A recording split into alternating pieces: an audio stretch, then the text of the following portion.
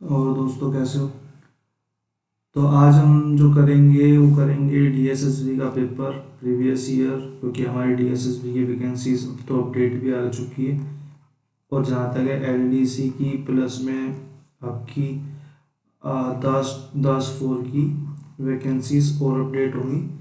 Jail warden आ चुकी है, तो उसके लिए भी हमें करना है। जेल की वार्डन और सुपरिटेंडेंट दोनों वैकेंसीज के लिए प्रीवियस ईयर पेपर तो करने मस्ट ही है। किसी भी एग्जाम को आप दे रहे हो उसके लिए प्रीवियस ईयर क्वेश्चंस तो करने मस्ट ही हैं। दो पेपर मैंने यहाँ पे सोल्व करा के डाल दिए, 20 20 का सेट मैथ का। आज से हम स्टार्ट करने वाले जीएस का। इसलिए देर हो गई, 2 3 दिन इसलिए लग गई क्योंकि मुझे ये सेटअप करना था। मुझे थोड़ा सा कोशिश करनी थी कि मैं 2 सब्जेक्ट को लेके चल सकूँ। तो आज से हम करने वाले अपना जीएस को। तो जीएस को करने के लिए आज हम इसकी थोड़ी थिकनेस कम कर लेता हूँ, ठीक है। तो जीएस को आज से हम करेंगे और मेरे हिसाब से इतना ही बहुत है। क्यों, देख देख पा रहे हैं, ठीक है। तो आज से हम इसको करेंगे। तो आज से हम जीएस के प्रीवियस ईयर के पेपर क्वेश्चन पेपर सोल्व करना कोशिश करेंगे। तो ये जो पेपर है हमारा 2023 में, अभी 2 3 महीने पहले ही हुआ है एलडीसी मैनेजर का करके, ठीक है। तो पढ़ लेते हैं। हिंदी में अवेलेबल नहीं था इसलिए इंग्लिश में कराना पड़ रहा है। Which is the first satellite of India to be launched to study the sun. तो सन को जो हमारी स्टडी करने के लिए वो लॉन्च की गई है आदित्य L1। ऐसी जितनी भी सैटेलाइट हैं वो श्रीहरिकोटा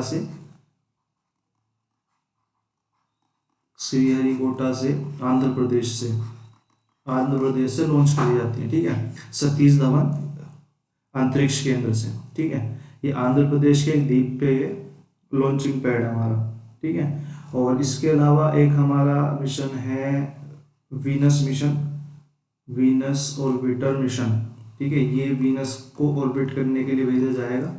कब भेजा जाएगा? 2025 में, ठीक है।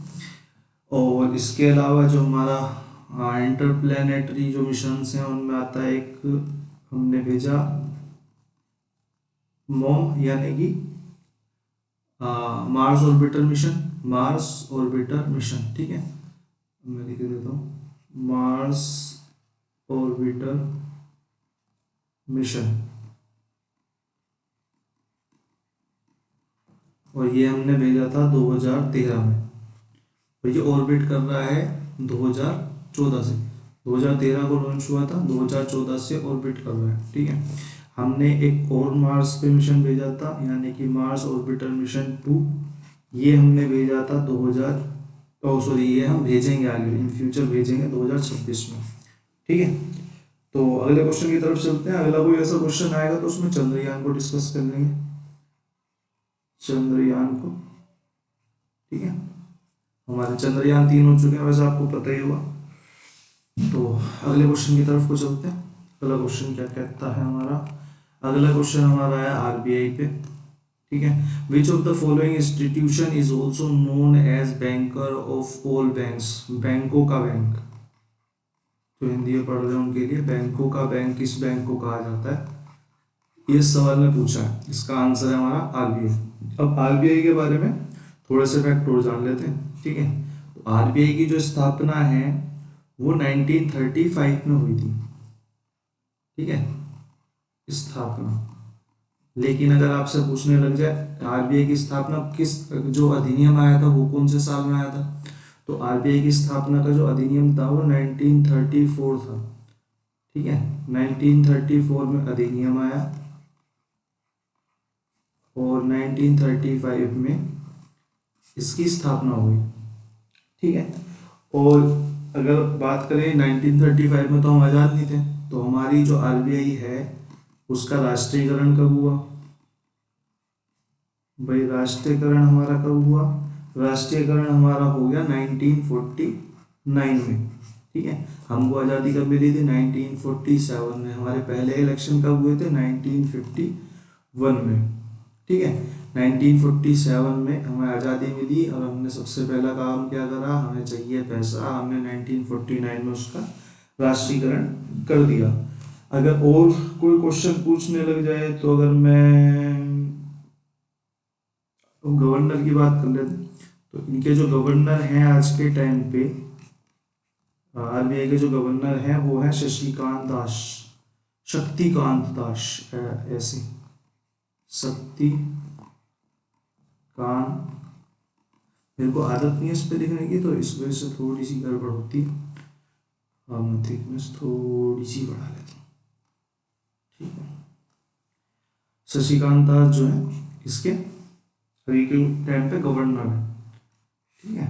तो हमने यहाँ पे क्या क्या देखा, हमने यहाँ पे आरबीआई से रिलेटेड दो तीन चीज़ें देखी कि 1935 में इसकी स्थापना हुई, 1934 के अधिनियम के तहत में हुई, इसको बैंकों का बैंक कहा जाता है, इसको आखिरी ऋणदाता कहा जाता है, मैं यहाँ लिख देता हूँ आखिरी ऋण दाता कहा जाता है। इसका राष्ट्रीयकरण आज़ादी के बाद 1949 में हो गया, और 1959 हमने को लिखा था, हमारा पहला इलेक्शन हुए थे, और गवर्नर हमारे आज के टाइम पे शक्तिकांत दास हैं जो कि 25 में, ठीक है। अगले क्वेश्चन की तरफ को चलते हैं। अगला क्वेश्चन हमें क्या कहता है, नेक्स्ट क्वेश्चन है हमारा, विच of the following is which among the following has become the first Indian to win a gold medal in World Athletics Championship? World athletics championship में हमारा गोल्ड मेडल किसको आया, नीरज चोपड़ा जी को। अब नीरज चोपड़ा जी ने एक और गोल्ड मेडल लिया था, वो लिया था 2021 टोक्यो ओलंपिक में, टोक्यो ओलंपिक में, ठीक है। ये बात आपको याद रखनी है। अब टोक्यो ओलंपिक में इनका इंडिविजुअल मेडल था, ठीक है, इंडिविजुअल कैटेगरी में, क्योंकि भाला फेंक तो एक ही बंदा फेंकेगा ना, तो इंडिविजुअल कैटेगरी में ये जो मेडल था ये सेकंड था। अब फर्स्ट मेडल किसको मिला था इंडिविजुअल कैटेगरी में, ये मिला था अभिनव बिंद्रा जी को, अभिनव बिंद्रा जी को, ठीक है। सन शायद 2008 में, सन 2008 में, मेरे को एग्जैक्ट याद नहीं है तो इसको हटाई दो, एग्जैक्ट याद नहीं है, लेकिन फर्स्ट इंडिविजुअल मेडल जो था हमारा वो अभिनव बिंद्रा जी को मिला था, ठीक है। अब हम यहाँ पे बात कर लेते हैं साक्षी मलिक की। साक्षी मलिक को ब्रोंज मेडल मिला है, 2016 में ब्रोंज मेडल मिला है, ठीक है, 2016 में ब्रोंज मेडल मिला है, और ये पहली वुमेन थी, फर्स्ट इंडियन वुमेन जिनको कोई मेडल मिला ओलंपिक में, फर्स्ट इंडियन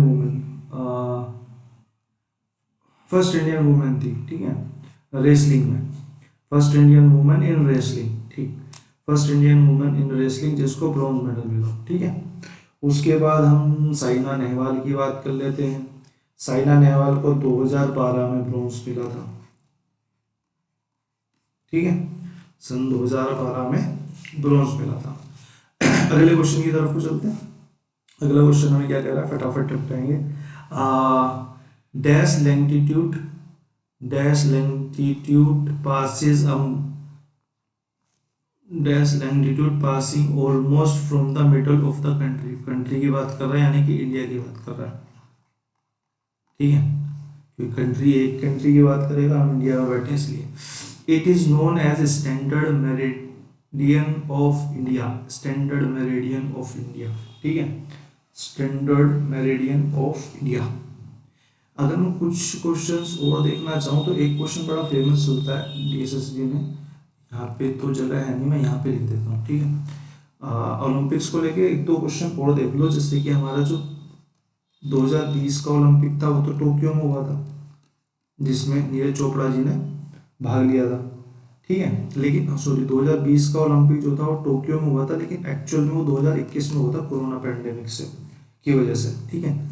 इसके बाद का जो ओलंपिक है 2000 यहाँ पे गड़बड़ हुई है, यहाँ पे 2024 में होगा, वो कहाँ होगा, पेरिस फ्रांस में होगा, पेरिस फ्रांस में होगा।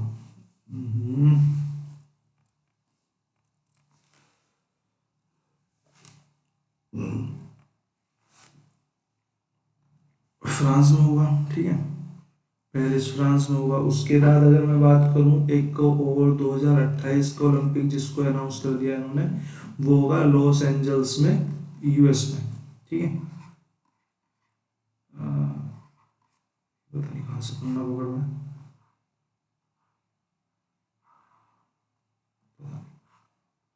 ठीक है।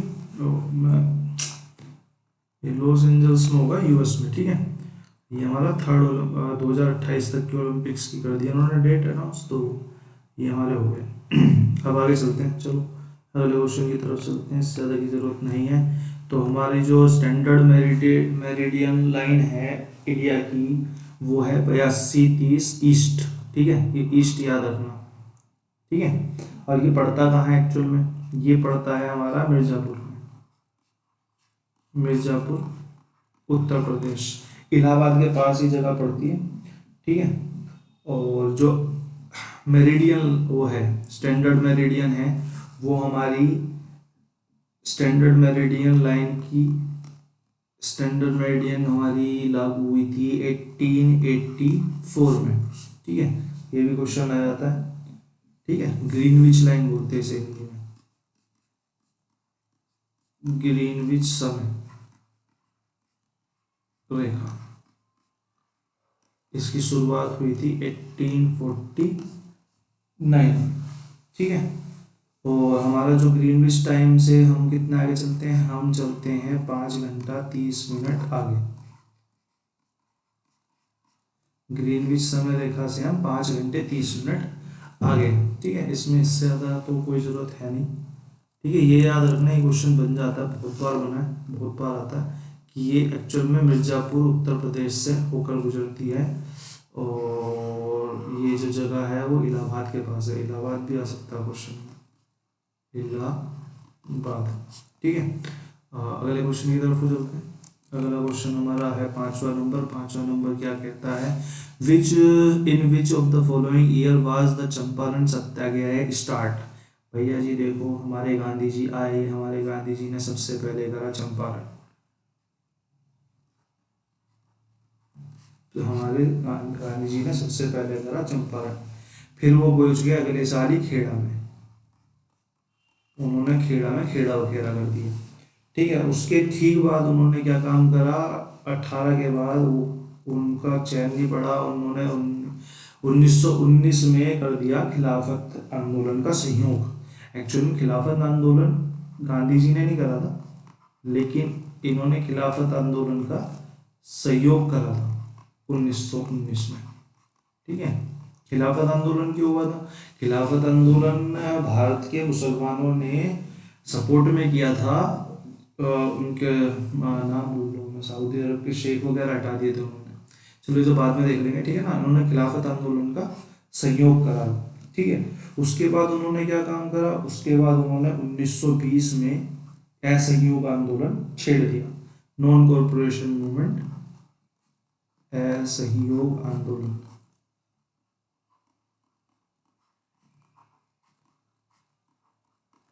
आंदोलन छेड़ दिया। ठीक है, उसके बाद 1920 के बाद वो थोड़ा सा शांत बैठे, उन्होंने सबसे लास्ट जो मूवमेंट चालू करी वो करी 1942 में, quit India movement.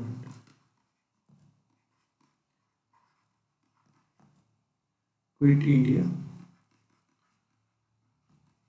Quit India movement, Bharat छोड़ो आंदोलन।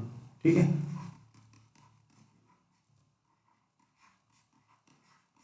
तो ये उन्होंने 4-5 आंदोलन करे, मैंने सारे एक साथ लिखवा दिया आपको। ठीक है, कॉपी बना लेना, इसकी कॉपी बना के अपना नोट डाउन करते चलना पेपर के हिसाब से, इच्छा करती हो तो, वरना पीडीएफ तो मैं प्रोवाइड करा नहीं पाऊंगा, करा सकता हूँ तो करा दूंगा जब पूरी कवर हो जाएगी। ठीक है, तो छठे क्वेश्चन की तरफ चलते हैं। विच among the following is the founder of slave dynasty. भैया जी, स्लेव डायनेस्टी मोहम्मद गोरी के एक गुलाम द्वारा क्या करी गई थी, स्थापित करी गई थी, जो अपने आप को सुल्तान नहीं मानता था। ठीक है, तो ये मोहम्मद गोरी का गुलाम था, मैं यहाँ लिख देता हूँ, मोहम्मद गोरी का गुलाम था। अब पीछे जो इसमें क्वेश्चन आ रहे थे, बहुत गंदे गंदे क्वेश्चन आ रहे थे, गंदे तो नहीं कहूँगा, मतलब ज़्यादा ही वो आ रहे थे। तो ये जो गुलाम डायनेस्टी है, ये स्थापित हुई 1206 में, क्योंकि ये क्वेश्चन आया था पहले 1290 तक चली। ठीक है, ऐबक से स्टार्ट हुई, ठीक है, और बलबन तक चली शायद, हाँ बलबन तक चली। तो ये क्वेश्चन पहले आ चुका है कि गुलाम डायनेस्टी कब से कब तक चली, तो 1206 से 1290 तक चली। ठीक है, अभी जो गुलाम डायनेस्टी है, स्लेव डायनेस्टी, स्लेव डायनेस्टी यानी कि गुलाम डायनेस्टी, अब इसको एक नाम से और जाना जाता है, इसे मामलुक डायनेस्टी के नाम से भी जाना जाता है, मामलुक डायनेस्टी के नाम से। ठीक है, इसके दो नाम हुए। जो कुतुबुद्दीन ऐबक था वो 1206 से लेके 1290 तक तो रूल नहीं करा। तो कुतुबुद्दीन ऐबक ने रूल करा था 1206 से लेके 1210 तक। ठीक है, इरेज करना पड़ेगा भाई, तो ज्यादा गंदा गंदा लिख रहा है। चलो 1206 से 1210 तक। ठीक है, और इसके टाइम पे क्या क्या काम हुए वो भी देख लेते हैं एक बार। इसके टाइम पे क्या क्या काम हुए, इसने कुतुब मीनार बनवाई, कुतुब मीनार का काम स्टार्ट करा, कुतुब मीनार का काम स्टार्ट करा, पूरी इसने करी थी, वो इल्तुतमिश ने आके पूरी करी थी। ठीक है, और इसकी मौत कैसे हुई, मौत हुई भाई साहब इसकी पोलो खेलते हैं घोड़े से गिर के, पोलो खेलते हुए एक घोड़े से गिर गए थे भाई साहब, हमारे राजा साहब टपक गए। ठीक है, तो हमारे कुतुबुद्दीन ऐबक जो कोरी का गुलाम था उसने इस डायनेस्टी की शुरुआत करी। अगर मैं इल्तुतमिश की भी बात कर लूँ, क्योंकि इसके ठीक बाद इल्तुतमिश आया था, मेरे को कुछ कुछ याद आ रही है, इल्तुतमिश मैं लिखवा देता हूँ यहीं पे, वो आया था 1211 में, काफ़ी लंबे टाइम तक राज करके गया, 1236 तक, बहुत ज़्यादा लंबे टाइम तक। तो इसी के टाइम पे, इल्तुतमिश के टाइम पे ही चंगेज खान का हमला हुआ था, खान का हमला, मतलब ये क्वेश्चन आया था कि चंगेज खान के समकालीन दिल्ली सल्तनत में कौन सा सम्राट था, तो वो था इल्तुतमिश। ये भी क्वेश्चन आया हुआ है, चंगेज खान का हमला शायद 1221 में। ठीक है, और चंगेज खान, इसने इल्तुतमिश ने और क्या क्या काम करे थे, इसने दो सिक्के चलवाए थे, इसने एक सिक्का चलवाया था टक्का, जो कि चांदी का था, और एक सिक्का इसने चलवाया था जीतल, जो कि तांबे का था। ठीक है, ये क्वेश्चन भी आया हुआ है। और इसने इक्तेदारी प्रथा की शुरुआत कराई थी, इक्तेदारी प्रथा। ठीक है, बस इसके बारे में तो यही है। इल्तुतमिश के बाद, इल्तुतमिश के बाद जो जगह देखता हूँ, जरा जगह हो तो नीचे, नहीं जगह तो नहीं यार।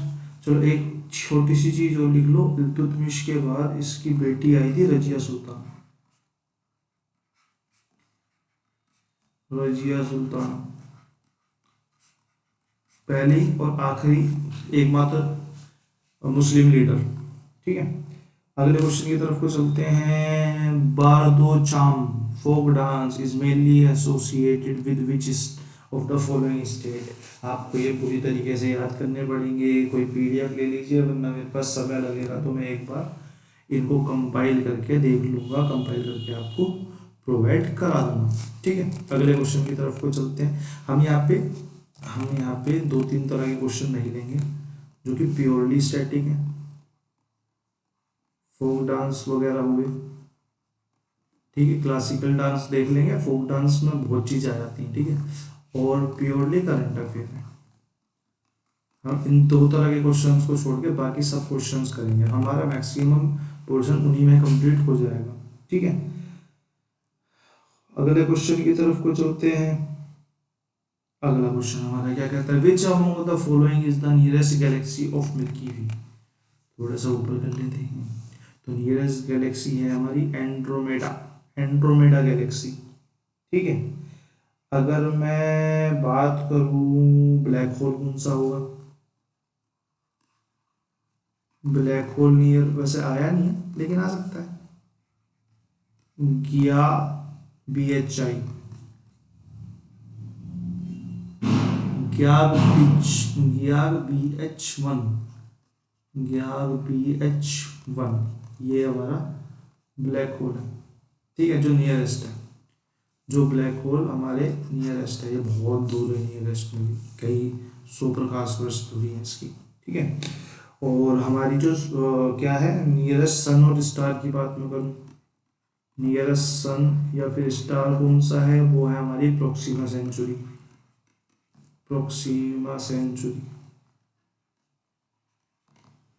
ठीक है। और एंड्रोमेडा गैलेक्सी हमने पढ़ ही लिया है।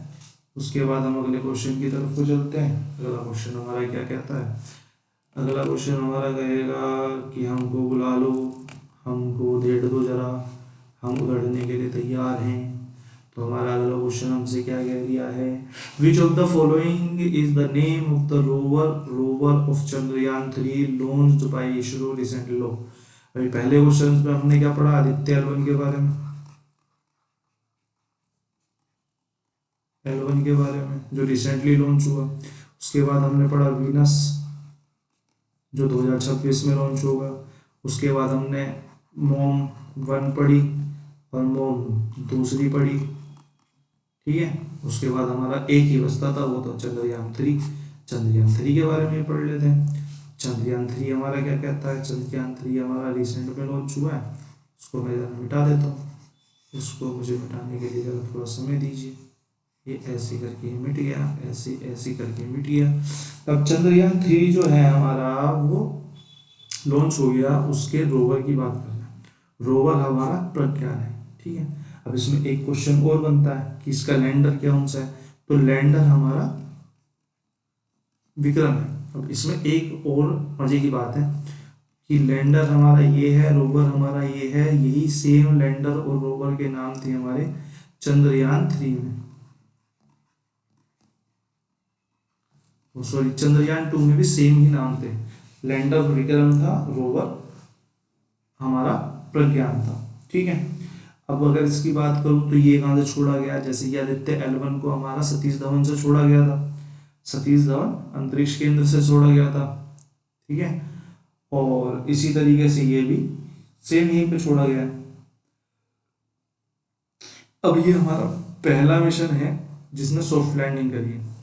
चंद्रयान 3 हमारा तीनों मिशनों में, चंद्रयान 3 इज द फर्स्ट जो सॉफ्ट लैंडिंग में कामयाब हुआ है।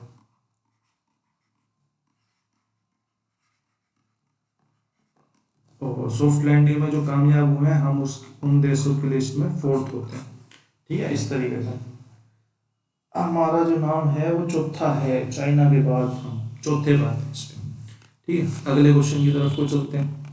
अगला क्वेश्चन क्या कहता है, द रिसेंटली लॉन्च, ये करंट का क्वेश्चन है, इसको स्किप करते हैं, करंट अफेयर का टीचर को अच्छे से बता पाएगा।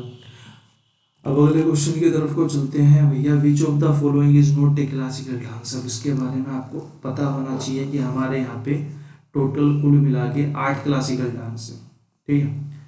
तो ये हमारा करंट का क्वेश्चन था, मैं यहाँ पे लाइन खींच देता हूँ। तो अगर मैं पहले क्लासिकल डांस की बात करूं तो वो है भरतनाट्यम,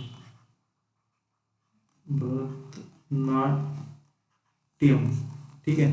भरतनाट्यम हमारा तमिलनाडु का क्लासिकल डांस है, ठीक है। ये हमारा पहला हो गया। दूसरे की बात करूं तो वो हमारा है कथकली,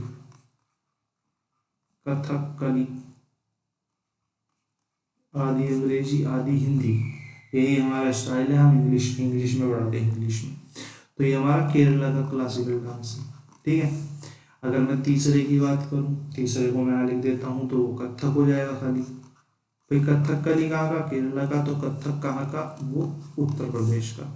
मैं चौथे को भी यहीं टिका देता हूँ। चौथा हमारा क्या हो जाएगा, चौथा हमारा नाम से ही पता चल जाएगा हमें कि वो ओडिशा का है, वो हमारा ओडिशा का है क्योंकि वो ओडिसी है। इसी तरीके से एक और क्लासिकल डांस है जो स्टेट के नाम पे आता है। पांचवा हमारा क्या हो जाएगा, मणिपुरी हो जाएगा, जो कि मणिपुर का है। इसी तरीके से हमारा छठा हो जाएगा, छठा हमारा क्या हो जाएगा, मोहिनीअट्टम, बहुत मशहूर। मोहिनी मोहिनीअट्टम, ये हमारा ले दे के केरल का हो जाएगा। ठीक है, तो हमारे पास केरल के दो आ गए, केरल का एक, केरल के दो। ठीक है, उसी तरीके से एक हमारा सातवां कुचिपुड़ी हो जाएगा, कुचिपुड़ी। कुचिपुड़ी हमारा कहाँ का हो जाएगा, हमारा आंध्र प्रदेश का हो जाएगा। उसी तरीके से हमारा एक लास्ट का बचेगा, वो पूर्वी राज्यों में से एक, असम का सत्रिया, सत्रिया, सत्रिया कहाँ का। अब जो इन 8 में से नहीं है वही हमारा यहाँ पर आंसर है, क्योंकि नोट एक क्लासिकल डांस बोला है, तो हमारा गरबा एक क्लासिकल डांस नहीं, फोक डांस है। ठीक है, गरबा जो आता है वो फोक डांस की कैटेगरी में आता है, ना कि क्लासिकल डांस की कैटेगरी में। ठीक है, अब इससे अगले चलते हैं, फिर इसी बात पे हम चलते हैं अगला। अगला क्वेश्चन हमारा जो है वो है 12वां क्वेश्चन हमें क्या कहता है कि in which of the following states is the का ककरापर का Kakrapar nuclear power plant located. ठीक है, ये हमारे गुजरात में है। ठीक है, 2-3 और हैं, वो और देख लेते हैं। जैसे कि कुंडनकुलम है एक हमारा, कुंडन, ये हमारा तमिलनाडु में स्थित है। ठीक है, अगर मैं बात करूं कलपक्कम भी तमिलनाडु में ही स्थित है, कलपक्कम भी तमिलनाडु में स्थित है। और एक हमारा है राव घाटा, जो मशहूर है, मैं वही बता रहा हूँ, राव घाटा, ये हमारा राजस्थान में स्थित है, राव से राजस्थान। ठीक है, और चलो फिर इसी बात पे अगले क्वेश्चन की तरफ को चलते हैं। 13वां क्वेश्चन क्या कह रहा है हमारा, लावनी इज ए पॉपुलर, मतलब ये फोक म्यूजिक आ गया, फोक म्यूजिक, फोक डांस हम बाद में कभी देखेंगे। फोक म्यूजिक और फोक डांस, इसकी तो पूरी पीडीएफ, मतलब पूरा आपको कंटेंट ही पढ़ना पड़ेगा, उसके बाद ही बात कर पाएंगे इस पर। ठीक है, बाकी लावनी तो बहुत मशहूर है, लावनी जो हमारा महाराष्ट्र है। पीछे वाले क्वेश्चन में एक वो था गरबा, गरबा भी हमारा गुजरात का है। ठीक है, तो इसके बाद हम 13वें के बाद सीधे पहुंचते हैं 14वें में। विच of the following is not a constitutional body. Constitutional body कौन सी होती हैं, जो कि कॉन्स्टिट्यूशन में जिनके नाम पे कोई आर्टिकल हो। लेकिन अगर मैं बात करूं स्टेट इलेक्शन कमीशन की, स्टेट इलेक्शन कमीशन तो हमारा कॉन्स्टिट्यूशनल बॉडी है।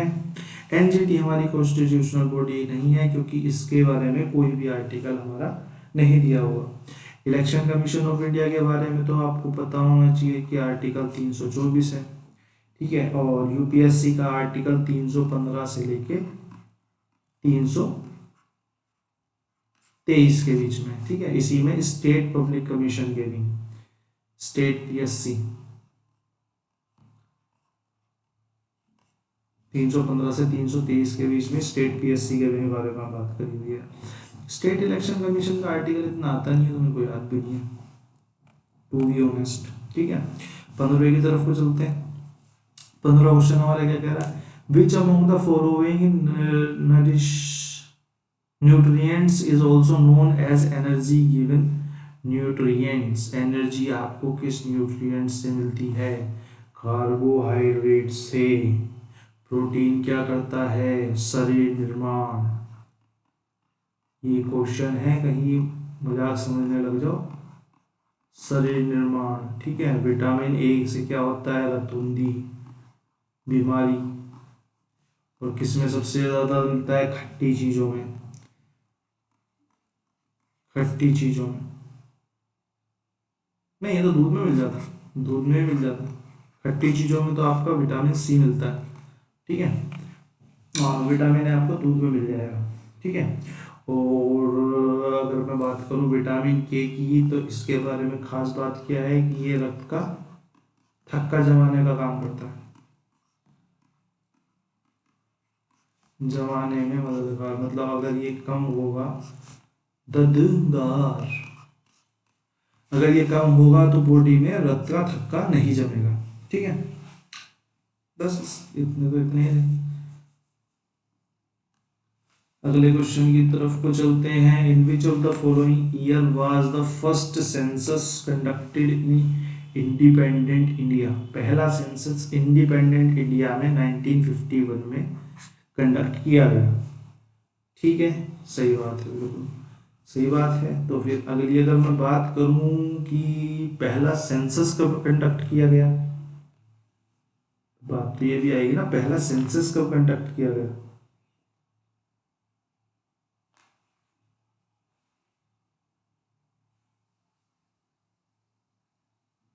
पहला जो सेंसस है वो 1881 में कंडक्ट किया गया।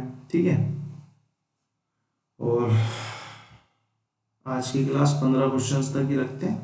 अब मैं इसके जो बाकी क्वेश्चंस है वो अगली क्लास के साथ मिक्स करके डाल दूंगा। ठीक है, अभी के लिए मैं माफ़ी चाहता हूँ।